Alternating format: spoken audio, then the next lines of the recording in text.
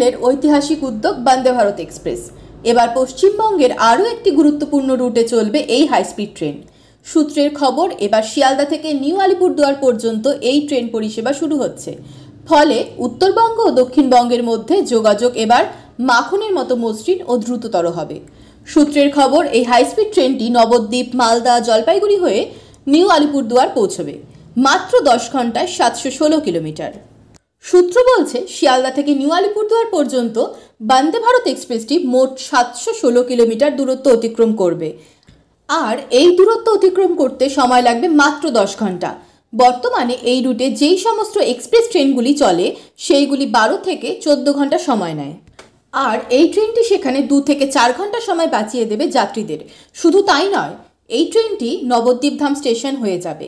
ফলে নদিয়া, মুর্শিদাবাদ, মালদা জেলার যাত্রীদের জন্য হতে চলেছে সোনায় সোহাগা। কোন কোন স্টেশনে থামবে ট্রেনটি? এখনো পর্যন্ত পূর্ব রেলের পক্ষ থেকে যা খবর, তাতে বন্দে ভারত এক্সপ্রেসটি থামবে Naihati junction, Bandel junction, Nabadwip Dham, Katwa junction, Azimganj junction, new Farakka, Malda town, Barsoi junction, new Jalpaiguri junction, new Cooch Behar এবং শেষ স্টপেজ নিউ আলিপুরদুয়ারে। রেলের সূত্র মারফত যা জানা যাচ্ছে, বন্দে ভারত ট্রেনটিতে 2টি শ্রেণীর কোচ থাকবে।